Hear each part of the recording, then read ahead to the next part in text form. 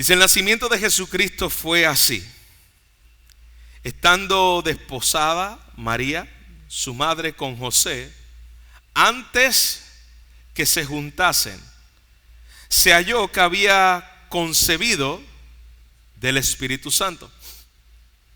José, su marido, como era justo y no quería infamarla, quiso dejarla secretamente. Y pensando él en esto, he aquí un ángel del Señor le apareció en sueños y le dijo: José, hijo de David, no temas recibir a María tu mujer, porque lo que en ella es engendrado del Espíritu Santo es, y dará a luz un hijo, y llamará su nombre Jesús, porque él salvará a su pueblo de sus pecados. Y todo esto aconteció para que se cumpliese lo dicho por medio del profeta, cuando dijo: he aquí, una mujer concebirá y dará a luz un hijo, y llamará su nombre Emmanuel, que traducido es Dios con nosotros. Y despertando José del sueño, hizo como el ángel del Señor le había mandado, y recibió a su mujer, pero no la conoció hasta que dio a luz a su hijo primogénito, y le puso por nombre Jesús. Padre, te damos gracias por el privilegio tan grande que tenemos de estudiar tu palabra, de tener todo el consejo tuyo, Señor, por medio de ella, de saber, Señor, de que todo lo que necesitamos proviene de ella. Así que, Señor, háblanos y vence toda resistencia, vence todo obstáculo, vence toda distracción, vence todo aquello que nubla el entendimiento de la verdad de tu palabra, y que al salir de este lugar, Señor, podamos ver de una forma más profunda la gloria de nuestro Señor Jesucristo, para vivir para la gloria de nuestro Señor Jesucristo. Dependemos del poder de tu Espíritu. Sabemos, Señor, que no se encuentra en la eficacia del predicador, se encuentra en la eficacia de tu Espíritu, obrando, Señor, en lo que el predicador no puede hacer y tú puedes hacer. En Cristo Jesús te lo rogamos. Amén. Amén. No hay nada más horrible que estar perdidos y saber a dónde tú vas. Yo no sé cuántos de ustedes en algún momento dado ha tenido no le podía decir la oportunidad, pues, la situación en el cual ha estado perdido de niño, o perdido en su carro, o perdido en un avión, o perdido en algún lugar. Una sensación de impotencia, una sensación de desespero, el tú estar perdido.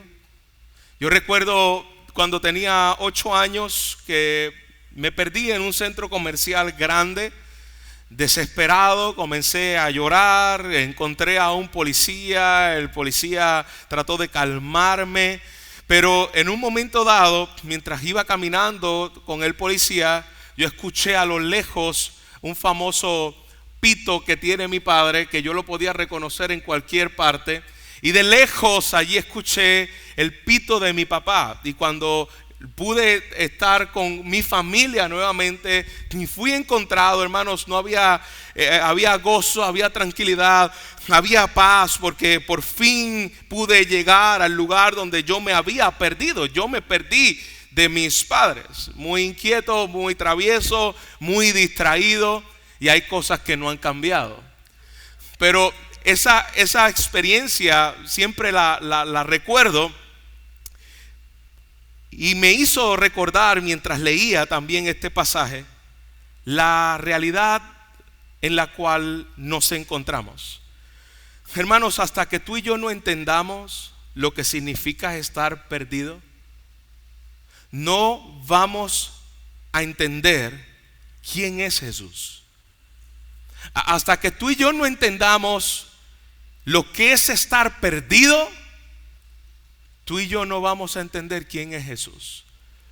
Porque a veces hablamos, no, yo estaba perdido. Incluso hay un himno que nosotros cantamos, sublime gracia del Señor que me salvó y me alcanzó. Perdido estaba yo y Él me encontró. Pero si yo le preguntara a usted, hermano, ¿de qué tú estabas perdido? Porque tú cantas que estabas perdido cuando cantas sublime gracia, pero ¿de qué tú estabas perdido? ¿Cuál era tu estado de perdición? Y me temo que muchos no podrán contestar o no sabrán contestar, porque a veces cantamos cosas que no sabemos lo que cantamos. Perdido estaba yo y Él me encontró. ¿De quién estábamos perdidos? ¿Qué significa estar perdido? De acuerdo al término bíblico, ¿qué significa estar perdido? Para eso tenemos que ir a Génesis. Para entender qué significa estar perdido y que Él vino a buscar lo que se había perdido. Y en el libro de Mateo hay una parábola de 3 cosas perdidas. Está el hijo perdido, el hijo pródigo, como es conocida la parábola. Está la moneda perdida y está la oveja perdida. Así que Mateo tiene muy claro de que aquí hay un problema. Hay alguien que está perdido, pero ¿perdido de qué? En el inicio de la creación dice la palabra que Dios estaba con nosotros. Dios estaba con Adán. En el huerto del Edén, allí se paseaba Dios con su creación. Había una unidad entre Dios y la creación. Adán hablaba con Dios, Dios hablaba con Adán. Pero sucedió algo después del capítulo 3 de Génesis, capítulo 3, versículo 15, donde por causa del pecado el hombre se perdió de Dios. El hombre se desconectó de Dios. El hombre murió espiritualmente y nos quedamos nuevamente sin Dios. Así que cuando nosotros decimos perdido estaba yo, usted estaba y yo perdido de Dios. Usted se perdió, se alejó, se fue lejos de Dios, se desconectó, murió espiritualmente. Y eso es el verdadero significado. Y eso es lo que yo quiero que podamos ver a través de estos versículos. El Dios que vino a buscar y a llamar lo que se había perdido y encontrarse lo que se perdió en el jardín. Lo que era Dios con su pueblo. Hoy en el Emmanuel, Dios vuelve a estar con su pueblo. Quiero que miremos el punto número 1. Confianza en medio de la confusión. Mira cómo comienza diciendo aquí el versículo 18. Y es bien importante que nosotros lo resaltemos. El nacimiento de Jesucristo fue como sigue. Dice la versión Reina Valera. El nacimiento de Jesucristo fue así. En otras palabras, esto es un hecho histórico. Esto no son especulaciones, esto no son suposiciones. Aquí ocurrió un momento dado de la historia. Y dice Mateo, fue como sigue. Si esto no es cierto, tú y yo estamos sin esperanza. Si esto no es cierto, hermanos, no hay razón por el cual nosotros estemos en este lugar. Pero Mateo quiere dejar claro, sin lugar a duda, de que Jesús nació y su nacimiento fue de esta manera. Estando desposado, María, desposada con José, antes de que se consumara el matrimonio, se halló que había concebido por obra del Espíritu Santo. José y María estaban comprometidos. Para entender esto es importante conocer el contexto histórico. El pueblo judío tenía la costumbre de que antes de que tú consumaras el matrimonio, donde fuera la ceremonia de bodas, tú te comprometías. Eso es lo que acabamos de leer aquí, donde antes de que se juntase, ellos estaban desposados. Y esa palabra desposado quiere decir que ellos ya estaban comprometidos. Se hablaba con su papá, se firmaba un pacto, y en ese pacto duraba un año, en el cual el esposo iba a preparar lugar a donde iba a llevar a su esposa. Y en ese periodo de un año el esposo se preparaba y dejaba todo listo, y al año él venía a buscar a su esposa. Pero ante la ley ya ellos estaban casados. Es decir, si ocurría un adulterio, tenía que haber un divorcio, que era lo que es el contexto donde nosotros estamos. Y María y José, ante la ley, ya ellos estaban desposados, estaban en ese periodo de un año donde José iba a ir por ella, y entonces iban a consumar su matrimonio. Pero eso no había ocurrido. Y eso tiene mucho sentido cuando Jesús habla acerca de que Él viene por su iglesia y que Él va a preparar morada para que donde yo estoy vosotros estemos. Eso es parte de la cultura judía. ¿Por qué? Porque el esposo se iba antes de la boda, estaba un año fuera, y después venía a buscar a su esposa para que fuera a su morada y pudieran consumar lo que es el matrimonio. Así que esto es lo que está ocurriendo aquí. Imagínese la escena: un hombre que ya está desposado con su esposa, y él le dan este anuncio: tu esposa, la mujer que tú vas a tomar, está embarazada del Espíritu Santo. Así mismo hubiese hecho yo. Me caía para atrás. ¿Cómo una intervención de la concepción divina, el Espíritu Santo viniendo sobre el vientre de esta mujer, era algo totalmente fuera de lo común? Ahora, eso póngase los zapatos de José, pero póngase ahora en los zapatos de María. Una joven adolescente comprometida, y se encuentra en esta situación vergonzosa, porque tú sabes lo que ocurría cuando una mujer le era infiel a su esposo aún antes de que se llegara a la consumación del matrimonio. Tenía que morir de acuerdo a la ley. Y me impresiona el versículo 19, porque dice: y José su marido, siendo aún hombre justo, no queriendo difamarla, quiso abandonarla en secreto. Mejor yo me voy y me echo la culpa, porque al irme van a decir los del barrio: la preñó y se fue, como todo hombre. Y van a salir las feministas: ahí está, así son los hombres, meten la pata y la abandonan. Ahí estaba José. José estaba en esta situación, pero José dice, siendo un hombre justo, él guardó eso en secreto, y él dijo: yo mejor me voy. Pero mira el énfasis que hace Mateo: este es un hombre justo, un hombre joven, devoto, fiel al Señor, como vimos la semana pasada, del linaje de David. Mira cómo él trata de resolver este asunto. Ante una situación tan difícil, donde estaba a punto de muerte, él quiso guardar silencio.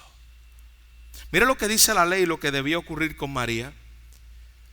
Levítico 20, versículo 12. Si un hombre comete adulterio con la mujer de otro hombre que comete adulterio con la mujer de su prójimo, el adúltero y la adúltera ciertamente han de morir. No solamente ella iba a morir, él también moriría si hubiese sido el caso que hubiese cometido adulterio con otra mujer.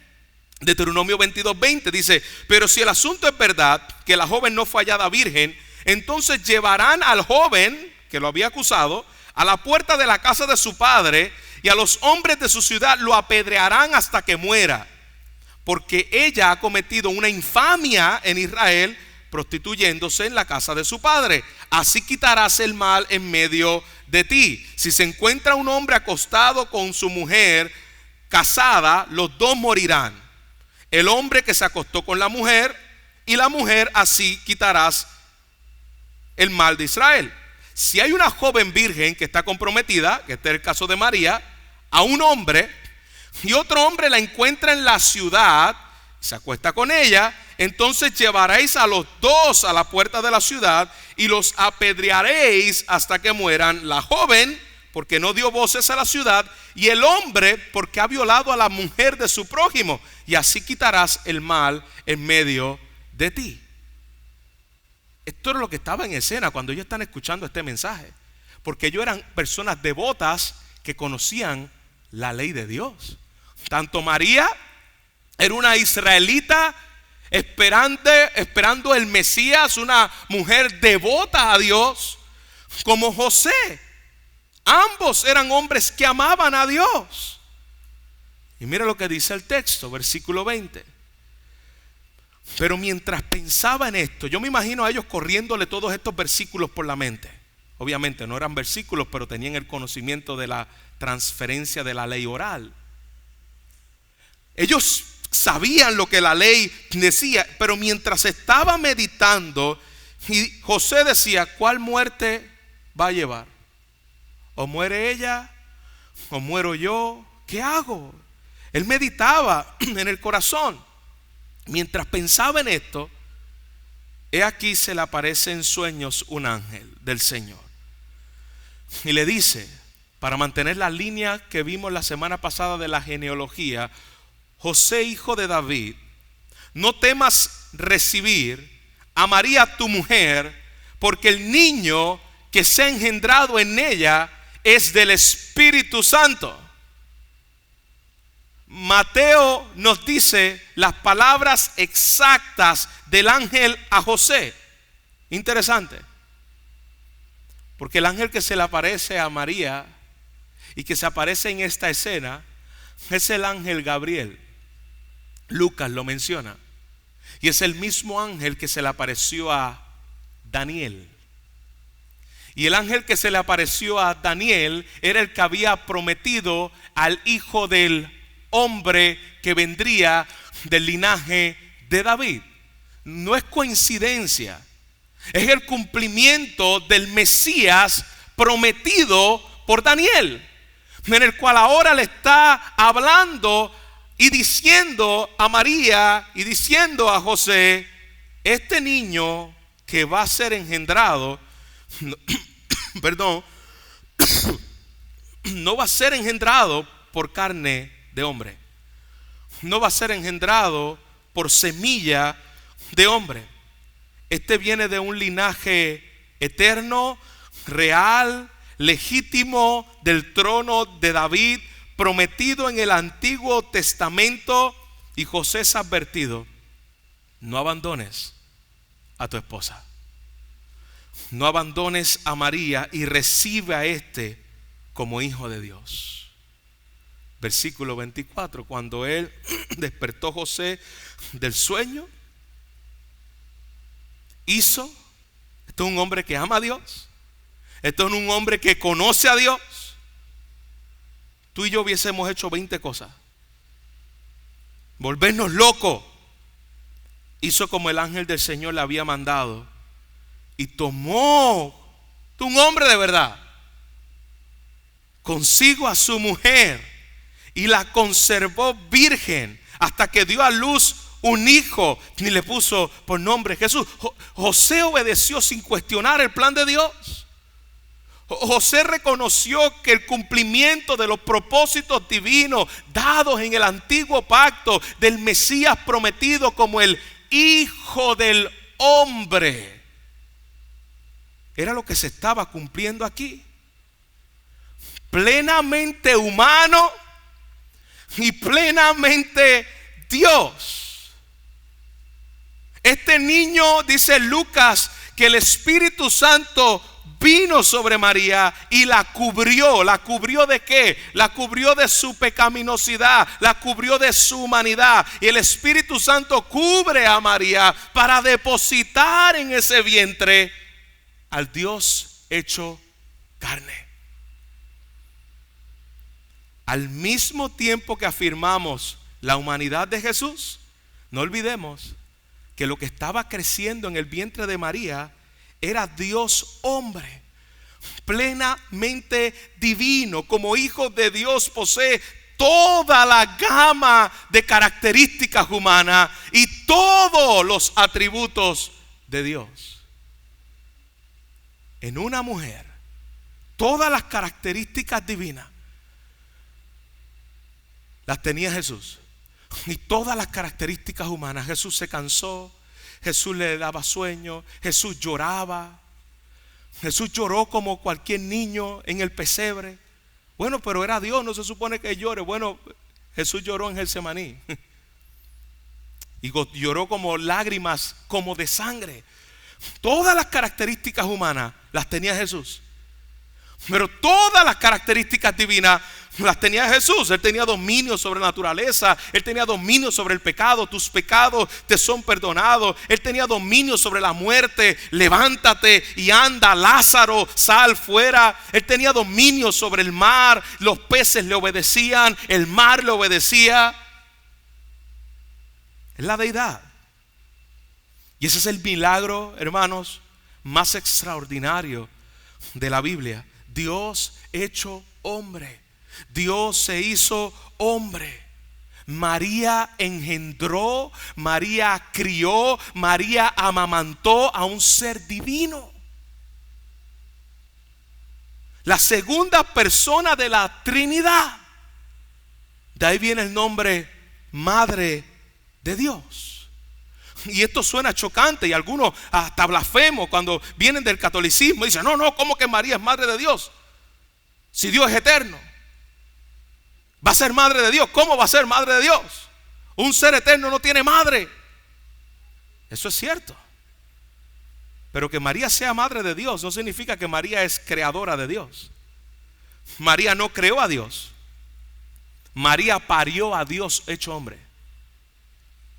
En esta tierra, María fue el medio por el cual Dios se encarnó. Ni el término madre de Dios, que ha sido discutido, debatido, peleado, Theotokos en griego, no se refiere a la eternidad, sino a la encarnación. Es un tema cristológico. Es la encarnación. Cuando se peleaba en el primeros siglos, en los años 300, era que si realmente lo que María tuvo allí era Dios completamente y hombre completamente. Claro que sí.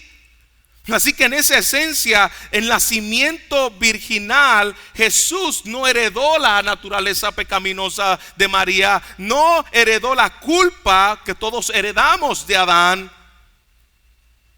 porque el Espíritu Santo vino sobre ella y la cubrió.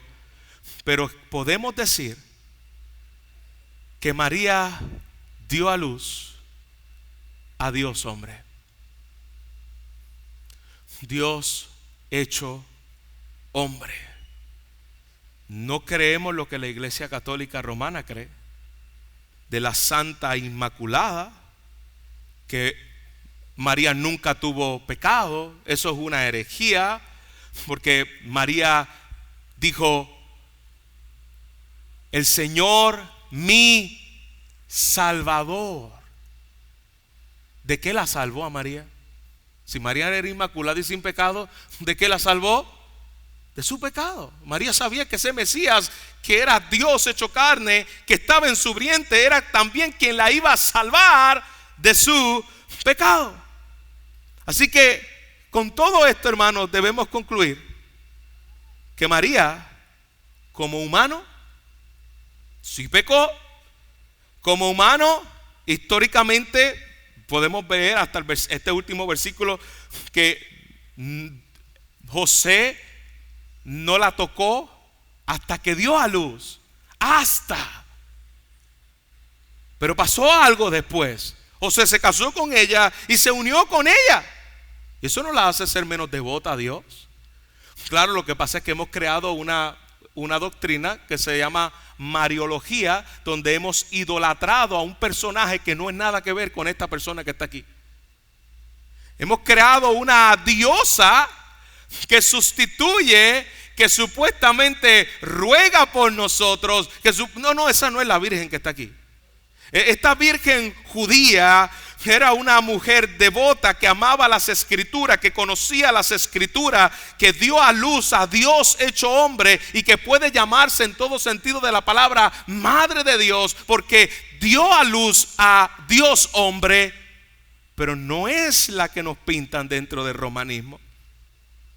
Este Dios nació como bebé y sostiene el universo.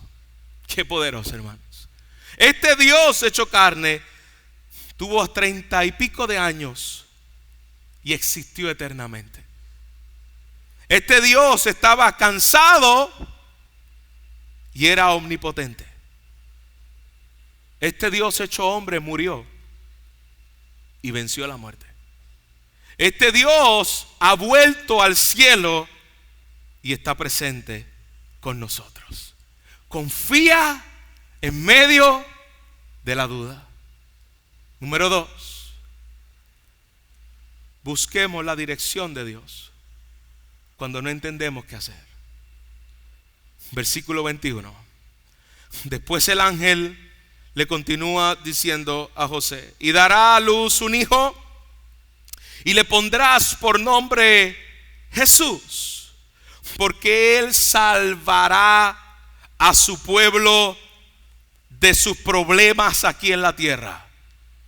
Él salvará a su pueblo de los problemas de familia. Él salvará a su pueblo de las enfermedades. Él salvará a su pueblo de las traiciones. Él salvará a su pueblo de los dolores. Él salvará a su pueblo de la escasez. Él salvará a su pueblo de las opresiones políticas. Dice eso ahí. ¿A qué Dios vino a salvar a su pueblo? ¿De qué Dios vino a salvar a su pueblo? ¿Cuál era el problema principal de su pueblo? Y obviamente cuando hablo de su pueblo estamos hablando de Israel en el antiguo pacto como pueblo separado, y aquellos que estamos unidos a Cristo, al verdadero Israel, que decía el apóstol Pablo, no es romano, no es judío el que es por nacimiento ni por la circuncisión, en la circuncisión de la carne. El judío, el que ha venido y ha entendido la circuncisión del corazón, que es aquello que estamos en Cristo Jesús. Esos son el Israel de Dios, ese es el pueblo de Dios. Él vino a salvar a su pueblo de sus pecados. Este es el primer anuncio oficial de la Navidad. El primero en predicar el evangelio fue un ángel. Él viene a salvar a su pueblo de sus pecados. Ese es el evangelio. El anuncio oficial por el cual Dios había enviado a su hijo. Y aquí hay una unidad: nacimiento y cruz. Jesús nació, pero ese nacimiento no se queda en ese niñito Jesús, ni adorando a ese niñito Jesús. No, ese nacimiento tenía un propósito, y es salvar a su pueblo de sus pecados. Ahí está la unidad del propósito de Dios, y podemos ver la cruz. Y esas son las buenas nuevas del evangelio. Él vino a salvar pecadores.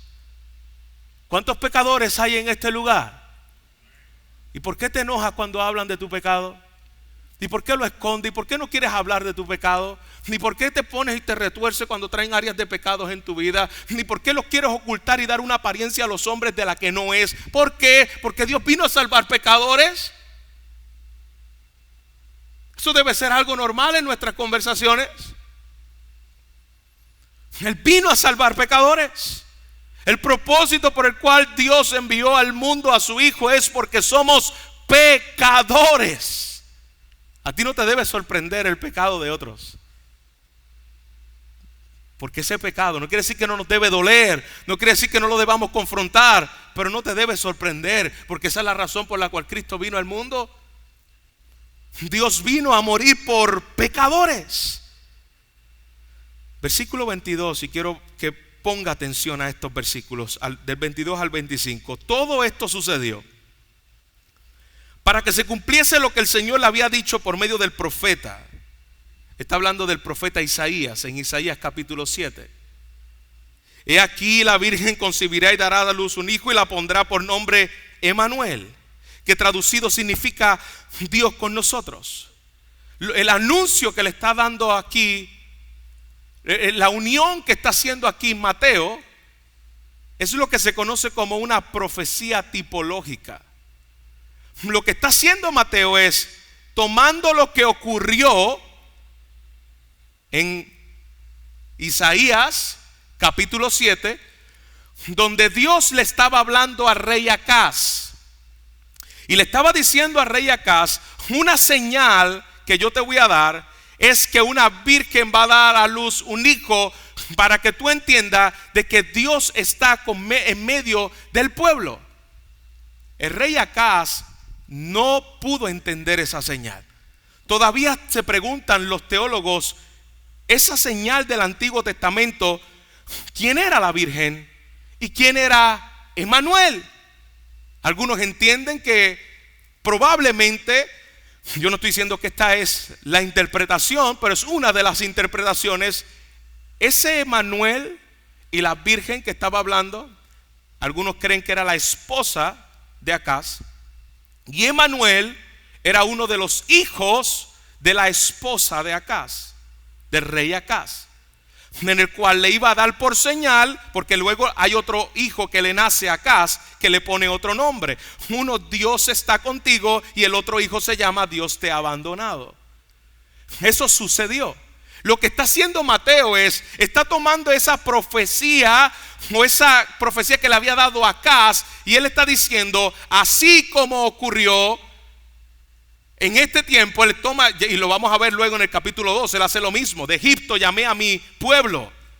Espérate, ¿de quién estaba hablando? Estaba hablando de Jesús.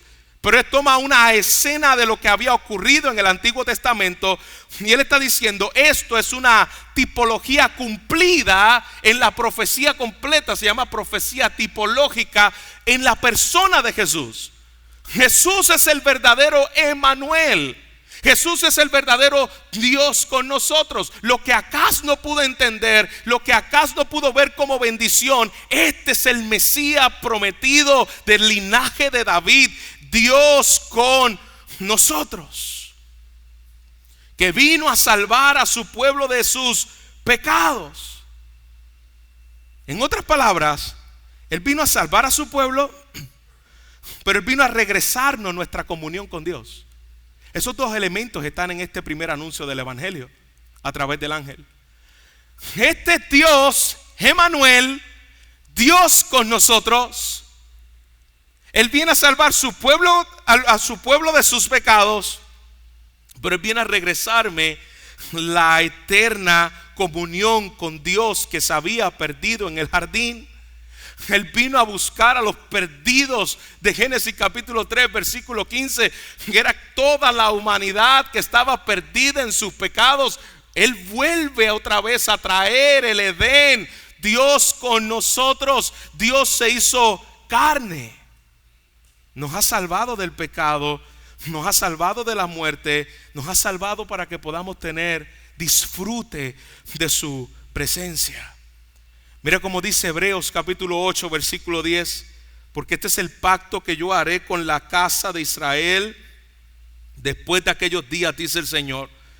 Pondré mis leyes en la mente de ellos y las escribiré en sus corazones, y yo seré su Dios, Dios con nosotros, y ellos serán mi pueblo, y donde ellos estaré, donde yo estaré, donde yo estoy, ellos estarán. Mira cómo termina Apocalipsis. Apocalipsis 21 versículo 3. Entonces oí una gran voz que decía desde el trono: he aquí el tabernáculo de Dios está entre los hombres. Emmanuel, Dios con nosotros, y Él habitará entre ellos, y ellos serán su pueblo, y Dios mismo estará entre ellos. Recuerda que Génesis termina en lo que comenzó. Génesis 21 y 22 es un regresar al Edén. Allí tú vas a ver el árbol de la vida. Allí tú vas a ver todos estos elementos que estaban en Génesis. Están en Apocalipsis 21 y 22. Lo que se perdió en el Edén, comunión, el hombre perdido, Dios dice yo lo restauro. Y Él comienza esa promesa con el nacimiento de su hijo Emmanuel, Dios con nosotros. Y Él culminará esa promesa en la consumación de todas las cosas. Apocalipsis capítulo 21 versículo 3. Yo habitaré con ellos, ellos serán mi pueblo, y estaré eternamente con mi pueblo. Génesis capítulo 1 y 2. Éramos enemigos de Dios. Estábamos separados de Dios, como dice Efesios. Estábamos muertos en nuestros delitos y pecados. Romanos capítulo 3 nos dice que hemos sido destituidos de la gloria de Dios. Ese fue el principal propósito por el cual Dios se encarnó. Porque la vida y el propósito de Dios con los hombres estaba totalmente quebrado. El hombre estaba perdido, huyendo de Dios por causa de el pecado que lo conocemos como el pecado original. Romanos 5 dice que por medio de Adán entró la muerte y el pecado a todos los hombres. Qué problema, ¿no? Qué problema tan grande. Ayer veíamos un asesinato aquí en Barceloneta, papá, su hijo, crímenes, la locura del asesinato aquí en Ponce con esta jovencita que estudiaba leyes. Hermanos, vemos las consecuencias del pecado en cada aspecto. La vemos en nosotros, la vemos en nuestros propios corazones. En la esperanza del Emmanuel, Dios con nosotros, es una buena noticia si tú entiendes que tus pecados han sido limpiados, perdonados en la persona de Cristo, y te has arrepentido y te has reconciliado con Dios. Porque si Emmanuel, el Dios con nosotros, no es una realidad en tu vida, tú tienes el peor de los problemas. Y se llama de que si Dios no es con nosotros, ¿es qué? Contra vosotros. O Dios está con vosotros en Emmanuel, o Dios está en contra de ti.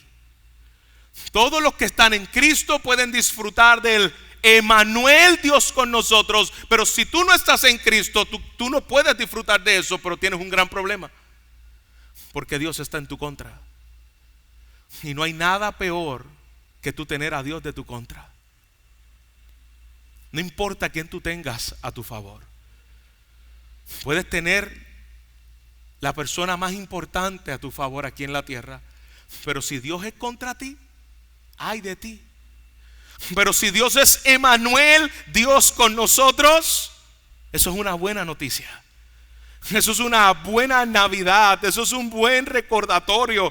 Dios conmigo en medio de mis pecados. Dios conmigo en medio de mis enfermedades. Dios conmigo en medio de mis angustias. Dios conmigo en medio de mis tribulaciones. Dios conmigo en medio de todo aquello que agobia mi alma. Dios está conmigo. Eso es Navidad. Es más allá de coquito, es más allá de majarete, es más allá de tembleque, es más allá de pasteles medios provistos. Gloria a Dios por ellos. Pero esto es Navidad. Dios con nosotros. Él nos vino a salvar del problema principal. Él no me vino a salvar de mis finanzas. Probablemente te mueras pobre. Probablemente no. Ese no es tu mayor problema. Él no nos vino a salvar de nuestras enfermedades. Probablemente te mueras enfermo. Probablemente no. No, y si no es de una enfermedad, ¿de qué puede ser? No sé. Yo he conocido hermanos amados que han muerto que se han caído para atrás en la bañera, se han dado en la cabeza y murieron. No murieron de la enfermedad, murieron de esa caída. Un ataque al corazón, y eso es una enfermedad cardíaca. Pero ese no es tu mayor problema. La enfermedad no es nuestro mayor problema. Los traumas del pasado no es nuestro mayor problema. Bueno, pastor, ¿y qué de los que están pasando por eso? Darle alguna esperanza. Esos son consecuencias del pecado original. La enfermedad es por causa del pecado original. Los problemas son por causa del pecado original.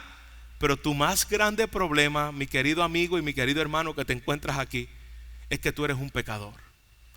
Tú y yo somos pecadores. Ese es nuestro mayor problema. Y un día tú te pararás, tú y yo nos pararemos delante de un Dios santo. Ese es tu mayor problema. De que un día compadeceremos todo delante del tribunal de Dios. Todos un día daremos cuenta, y aquellos que están faltos de justicia serán condenados eternamente, y aquellos que han puesto su confianza en el Emmanuel, Dios con nosotros, tiene la seguridad de su salvación eterna. Sus pecados han sido quitados. Ya no hay condenación para los que están en Cristo Jesús. Mis pecados fueron castigados en Cristo y no va a haber doble castigo. Los castigaron en Cristo y ya Dios no los va a castigar en mí. Emmanuel, Dios con nosotros, Él vino a salvarnos de nuestros pecados. Y eso es lo que significa la palabra Jesús. Porque tú lees estos versículos y dices, espérate, entonces Jesús tiene dos nombres, Jesús y Emmanuel. Porque en el inicio el ángel le dijo, y le pondrás por nombre Emmanuel. Pero por otro lado dice, y le pondrás por nombre Jesús. O se llama Emmanuel o se llama Jesús. Emmanuel es un título que significa Dios con nosotros. Porque recuerda que el Emmanuel era el título que se le había dado a la señal de ¿quién? De Acaz. Y como es una tipología, lo que está tomando aquí Mateo es el Emmanuel de acá, pero que traducido es Dios con nosotros. Este es el verdadero Emmanuel. No es un nombre propio. El nombre propio es Jesús. Y la palabra Jesús significa Dios salva. Dios salva. No lo olvides. Ese nombre Jesús recuerda que tú eres un gran pecador, pero que Él es un gran salvador. Dios salva pecadores. ¿Qué más podemos aprender de este texto? Como María y José podemos experimentar, hermanos, momentos de temor, momentos que a veces no podemos comprender la circunstancia que estamos atravesando. Pero este texto nos enseña y nos da la seguridad de que Dios tiene propósitos divinos en cada circunstancia en nuestra vida. Que escuchemos la voz de Dios. Que aunque yo no entienda, Señor, yo no entiendo por qué tengo que pasar esto, yo no entiendo por qué tengo que hacer esto, pero yo quiero ser fiel a ti, a tu palabra. Yo no quiero ser desobediente a ti, aunque yo no entienda y esto parezca una locura a los hombres. Yo quiero ser obediente a ti. Lo hizo José y lo hizo María. Hermanos, parte del propósito del nacimiento virginal de Jesús es mostrarnos que la salvación no viene del hombre. Al tú ver estos versículos, nos recuerda que esto es una obra sobrenatural de Dios.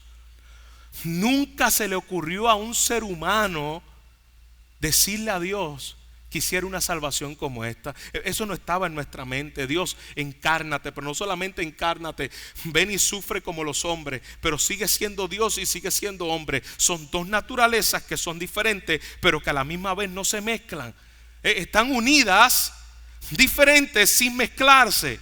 Pero no solamente llega ahí como Dios hombre, ve a la muerte, pero no solamente a la muerte, ve a la muerte de los malditos, ve a la cruz, recibe la ira de los pecados que merece la humanidad por causa de un Dios santo. Pero no lo deje ahí, ve y a la tumba y está allí 3 días y luego resucita. Y que, hermanos, eso no estaba en la mente de los hombres. La salvación es un diseño absoluto de Dios, totalmente una obra sobrenatural de Dios. Y lo podemos ver en la manera en que Él entra al mundo. ¿Por qué no vino con pompa? ¿Por qué no vino con gloria y esplendor en la casa de un rey? Porque Él quería mostrar que la salvación era solamente una obra de Él, Dios con su pueblo. Detengámonos en esto y culmino en oración. Piense en quién es el que promete estar contigo. Piense en quién es el que está diciendo: yo estaré contigo. Es el que dio la vida por ti. Es el que gobierna la creación. Porque si tú estás teniendo un problema y yo te digo: mira, yo voy a ir contigo, tal vez usted diga: qué bueno, el pastor me va a acompañar en este momento difícil. Pero hermano, usted no tenga muchas expectativas de mi acompañamiento. Yo voy a estar contigo allí. Lo más que yo puedo hacer es ponerte la mano encima, orar, pero no tenga muchas expectativas, porque yo no tengo la capacidad de resolverte el problema, de sanarte. Si esto es una situación en las leyes, yo no soy abogado. Pero el que te está diciendo Dios con nosotros no es el pastor o los pastores de tu iglesia. El que te está diciendo Dios con nosotros es el que murió por mí, es el que creó cada detalle de la creación, es el que cada estrella del cielo está dominada por Él, es el que cada pico de la montaña fue formado por su propósito, es el que cada grano de arena, el sol, la luna y todos los océanos y todos los desiertos obedecen. Es que el Dios en el cual los ángeles se asombran y le dicen: tú eres diferente a nosotros, tú eres diferente a nosotros, y le adoran continuamente: santo, santo, santo. Es el Dios cuya gloria es más allá de mi imaginación y comprensión. Ese cuya santidad yo caigo postrado. E Isaías dice: ay de mí que soy hombre muerto. Este Dios está con usted. Ese Dios. ¿Por qué tememos? Eso es una buena noticia para ti. Depende de qué lado tú estás celebrando la Navidad. Si en el Dios con nosotros o en el Dios contra nosotros. Si tú has creído que Jesús es quien la palabra de Dios dice que es Él, y en tu corazón lo has confesado, has creído en Él, te has arrepentido y tu vida se alinea en ese Señor y Salvador Jesucristo, buenas noticias. Feliz Navidad. Dios está contigo. Pero si no, yo te ruego hoy, por aquel que vino al mundo de pecado para soportar el castigo de los pecadores y ponerse en el lugar de los malditos, y vino a morir en una cruz y a dar su cuerpo y derramó su sangre para que usted y yo podamos correr y ser rescatados de nuestros pecados y reconciliarse con Dios. Hoy puede ser una feliz Navidad para ti. Reconcíliate con Dios, arrepiéntete de tus pecados y corre a la cruz de Cristo para que el Emanuel, Dios con nosotros, sea una realidad para tu vida. Padre, te damos gracias por tu palabra. Gracias por venir en medio de este mundo manchado en cada esquina de pecado. Señor, cuando somos sinceros y cerramos nuestros ojos y nos evaluamos, nos damos cuenta cuán pecadores somos, Señor. Cuánto pecado hay en mí. Pablo decía de los pecadores: yo soy el primero. Él podía mirarse a sí mismo y poder ver cuánto engaño, cuánta falsedad, cuánta hipocresía hay en nosotros, Señor. Y esa realidad nosotros, si somos sinceros, las podemos, Señor, hoy también decir. Cuánto engaño hay también en nuestros corazones, cuánto pecado hay también en nuestros corazones. Pero gracias, Señor, porque tú viniste también a morir, o viniste específicamente a morir por pecadores. Pero a veces, Señor, la muerte espiritual no hace que los corazones de piedra puedan ver nuestros propios pecados. Y como decía el apóstol, cuán pecaminoso es nuestro pecado, porque no encontró otra palabra para hablar del pecado. Así que, Señor, abre nuestros ojos para poder verlo, reconocerlo, pero también, Señor, para poder entender el propósito de la Navidad, que es Dios con nosotros. Señor, que tú viniste a morir por mis pecados, por esos mismos que me estoy acordando ahora mismo, por esos mismos, Señor, que conoces, porque no los puedo negar, porque los sanos no tienen necesidad de médico, porque no hay sanos, y porque toda la humanidad está compuesta por una misma naturaleza pecaminosa. Tú y yo en Cristo Jesús, iglesia,